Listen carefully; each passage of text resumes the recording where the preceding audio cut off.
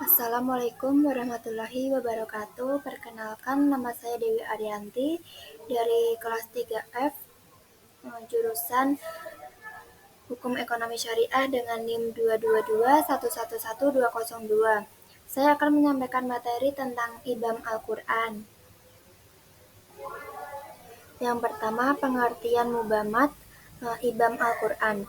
Menurut bahasa, kata al-mubamat berasal dari kata al-ibam yang bermakna tersembunyi dan tertutup. Misalnya kalimat torik mubam tersembunyi atau tidak jelas. Kata al-mubamat juga berasal dari kata abama yang maknanya sulit dimengerti karena rumusan yang tidak jelas maknanya. Pembahasan lafaz yang terkandung di dalamnya tanpa disebutkan secara khusus atau hal-hal tertentu yang diketahui manusia. Ilmu mubamat Al-Quran merupakan salah satu cabang ilmu yang hanya terdiri dari bacaan atau narasi dan tidak ada yang lain. 2. Kaidah Ibam Al-Quran.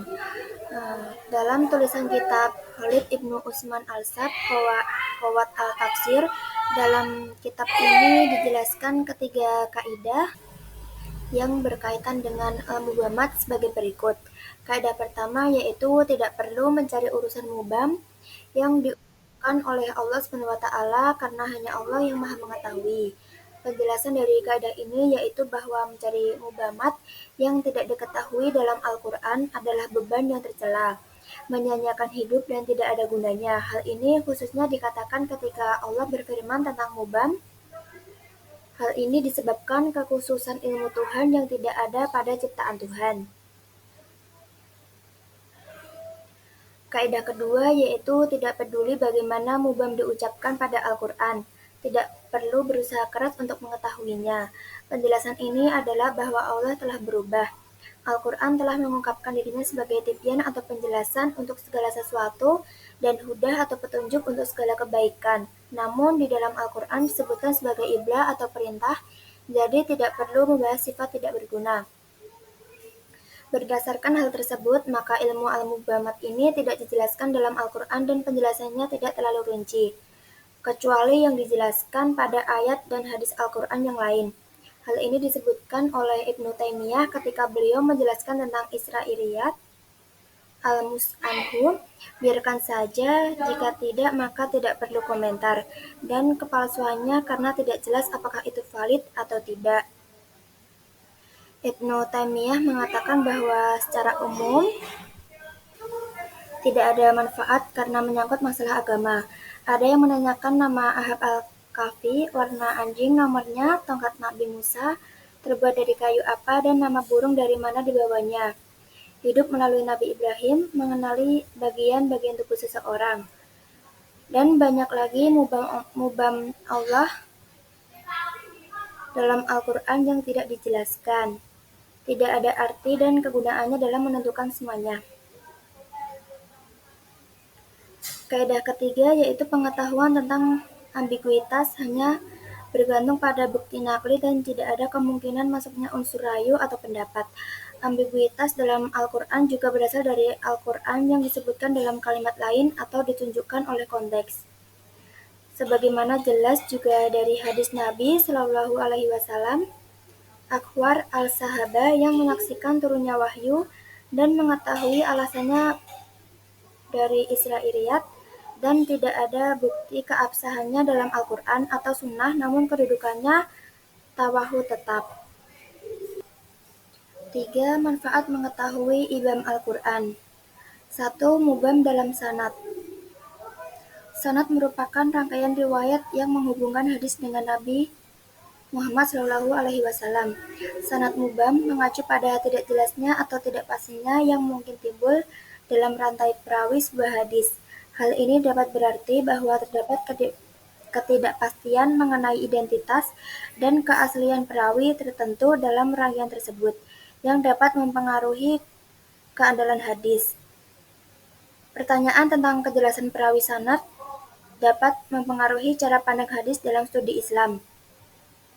Sanad menyebutkan bahwa suatu hadis yang derajatnya lebih rendah dari hadis seorang perawi dzikah, yaitu seorang perawi yang memiliki dua sifat saleh dan David atau daif, doif yang sempurna, tidak dapat dianggap sebagai hadis yang sahih.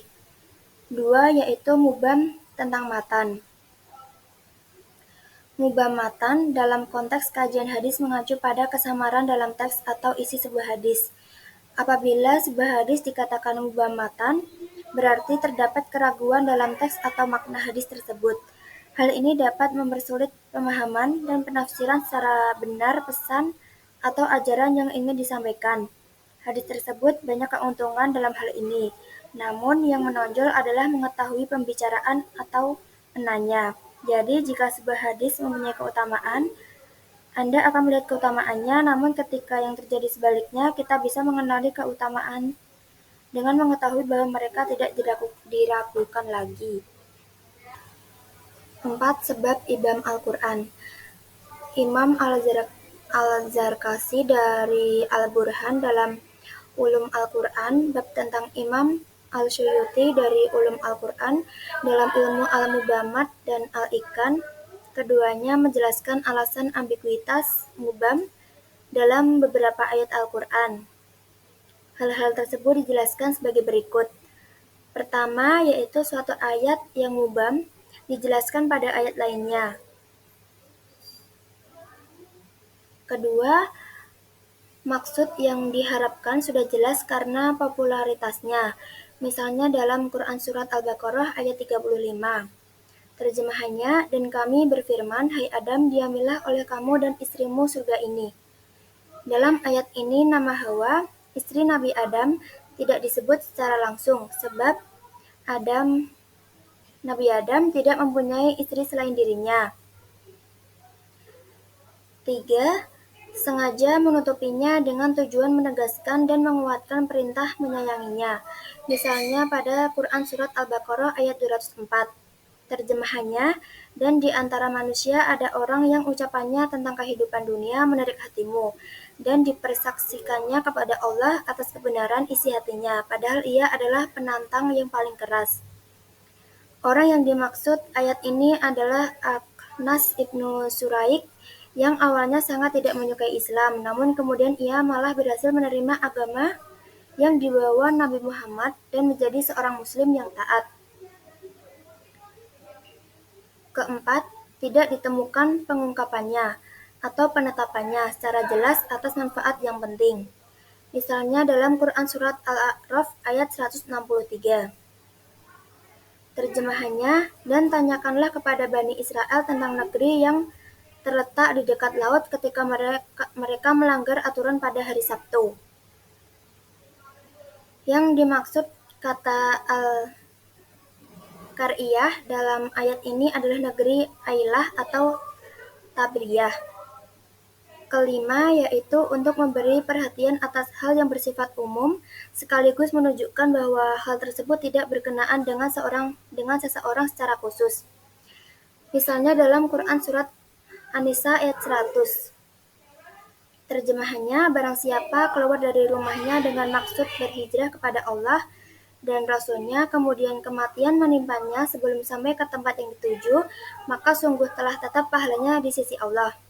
Ikrimah berkata, setelah 14 tahun saya mencari jawaban mengenai siapa keluar dari rumahnya dengan maksud berhijrah kepada Allah dan Rasul-Nya, kemudian kematian menimpanya sebelum sampai ke tempat yang dituju, barulah saya mengetahuinya. Dia adalah Damrah ibnu Al-Ais, salah seorang mustad'afin di kota Mekah. Dia sakit-sakitan ketika turun ayat perintah berhijrah. Dia keluar dari rumahnya dan wafat di Tanim. Keenam, yaitu untuk mengagungkan dengan sifat atau karakter yang sempurna tanpa menyebutkan namanya. Terjemahannya, dan orang yang membawa kebenaran Nabi Muhammad dan membenarkannya, mereka itulah orang-orang yang bertakwa. Ketujuh, yaitu untuk merendahkan sifat atau karakter yang jelek. Misalnya pada surat Al-Kautsar ayat 3. Terjemahannya, sesungguhnya orang-orang yang membenci kamu dialah yang terputus. 5. Contoh Ibham Al-Quran. Pertama, sudah dijelaskan dalam ayat lain, misalnya pada Quran Surat Al-Fatihah ayat 7, yaitu Siratal ladzina an'amta alaihim. yaitu jalan orang-orang yang telah Engkau anugerahkan nikmat kepada mereka.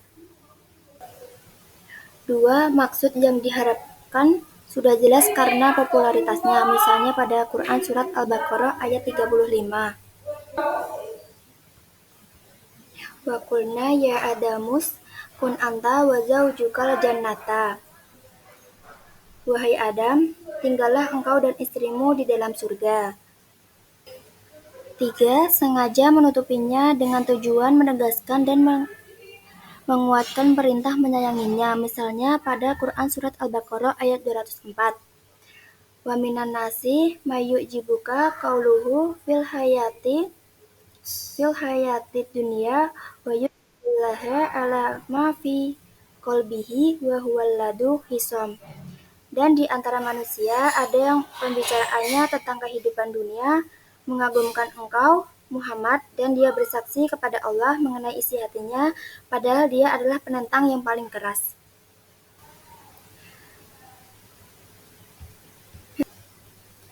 Sekian materi yang dapat saya sampaikan, kurang lebihnya mohon maaf. Wassalamualaikum warahmatullahi wabarakatuh.